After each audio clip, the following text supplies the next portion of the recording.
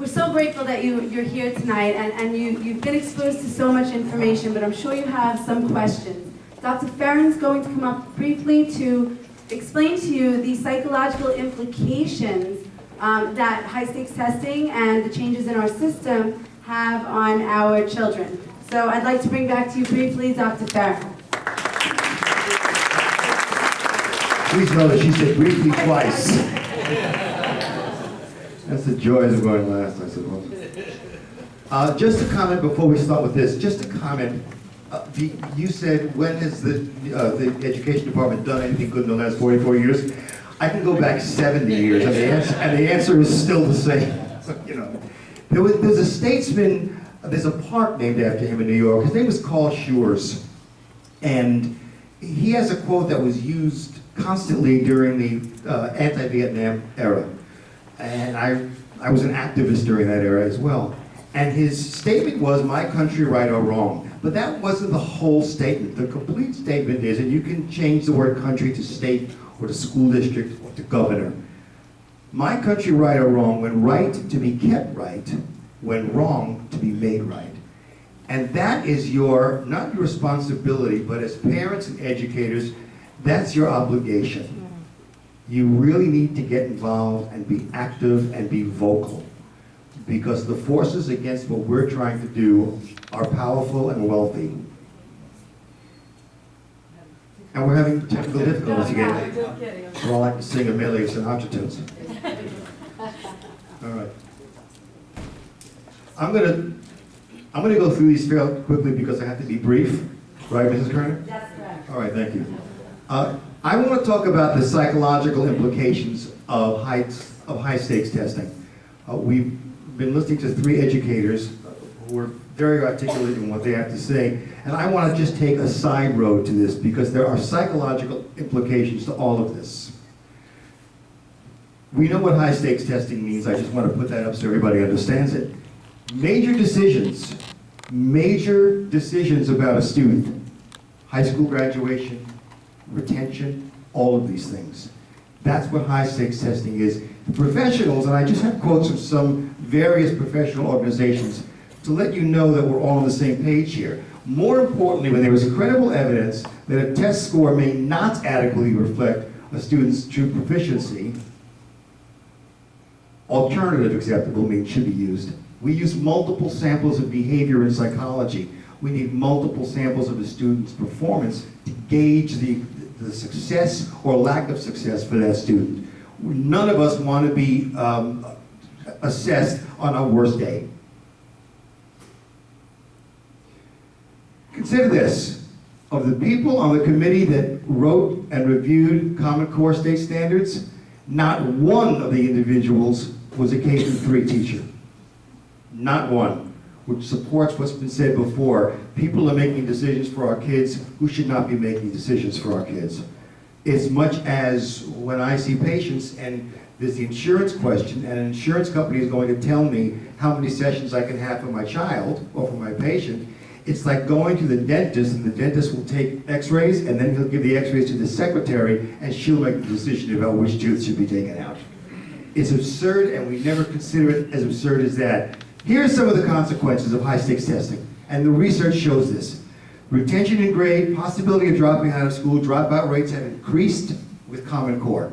School anxiety, which we're going to talk about, increased test anxiety, lowered self-worth, and the creation of a culture of cheating.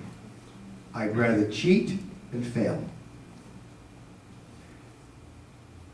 These are the 3 components of test anxiety. There are psychological consequences, there are physiological consequences, and there are behavioral reactions as well. I just want to go through them quickly, I promise. All right? The psychological or cognitive reactions are that they worry about social humiliation or the consequences of failure. We are a society that praises success rather than praising effort. And that's what we're talking about here. The physiological reactions, as parents, you've probably seen this. There's emotional reaction, there's an emotional arousal, sweaty palms, increased heart rate, all of those kinds of things.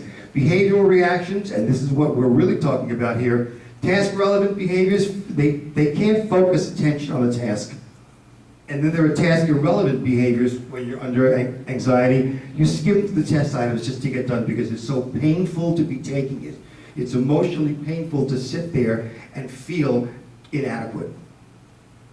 Physical signs of anxiety, you all know this, so we don't have to go through them, but these are the common, oh, you want to take a picture of my slide? Oh, I'm so impressed. You don't want to take a picture of Dave's slides? Because that's what I want. Emotional signs of test anxiety, frequent tears, excessive crying, feelings of anger, irritability, becoming easily frustrated, and, a school avoidance. It looks like school phobia, but it's not, it's school avoidance. And it's a serious problem for many of our kids. This is what parents need to do. You have to reinforce the feeling that one test does not tell me who you are. Kids have to know that from their parents. They have to know that no matter how they do, you will still love them. As long as they're putting their best effort, results are secondary to effort. And these are the basic things that Dr. Phil will tell you. Make sure they have a good breakfast, make sure they have a good night's sleep. What matters, this is what parents have to say to kids. What matters most to me is that you are learning and enjoying school. Because this is what it's about. Your test result is not as important to me as whether you are happy, healthy, and have good friends. And that's what we want for our kids. We want those well-rounded Renaissance kinds of kids. I know you've studied hard, and I'm going to love you no matter what the outcome is. Here's the delicate dance which we've been talking about all night. What can parents do? And the opt-out option is something we have to get everybody to be aboard with. We all need to have school districts support opting out. It's the only way that we're going to make a voice and tell them no. Final thought. Here's just someone high-stakes testing doesn't consider. Many children are not developmentally ready to read in kindergarten, and kindergartens no longer have games, no longer have toys, no longer have circle time. These are critical issues in the development of a young mind.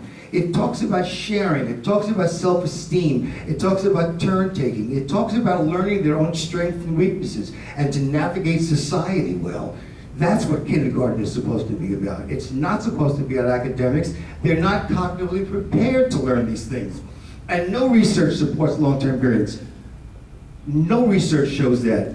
Research supports the importance of play-based programs for the development. We knew this from Piaget. We knew this 100 years ago, we knew this. And we've kind of dropped that off the side of the cliff. Common Core implies that its philosophy will overcome the impact of poverty on development and learning. That's a bumper sticker you can just rip up. This is what high-stakes testing doesn't consider. Test anxiety is present with low stake as well as high stakes.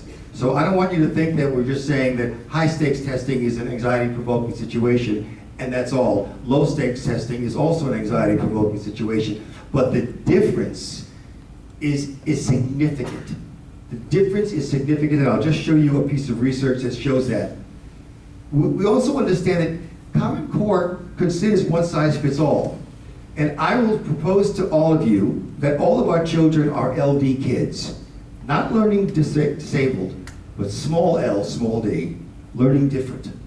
Every child learns differently, and Common Core refuses to understand that and accept that. And who are the victims of this? Your kids, the children we teach, the children that I treat. These are the kids who are the consequence. Here's this. Now I want to go to the last one before she shuts me off here. Here's an interesting finding. There were 335 students. This was a nationwide study from grades 3 through 5. And the procedure was the students completed assessments of anxiety where they took a low stakes test, like a regular classroom test, a spelling test, all those kinds of things.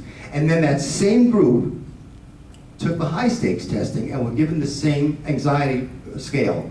And what they found, not exactly a surprise, the students reported significantly more overall test anxiety, which doesn't mean they had none, they had some for the low stakes testing, but significantly higher rates with high stakes testing. And if you're not emotionally prepared to go to school, if you're not open to the concept that you are a worthy person and that you have the ability to learn, and that learning is good and fun, why do we have schools? That's me. That's the end of it. Thank you. I would never shut you down. I could listen to you all night. I do appreciate your time.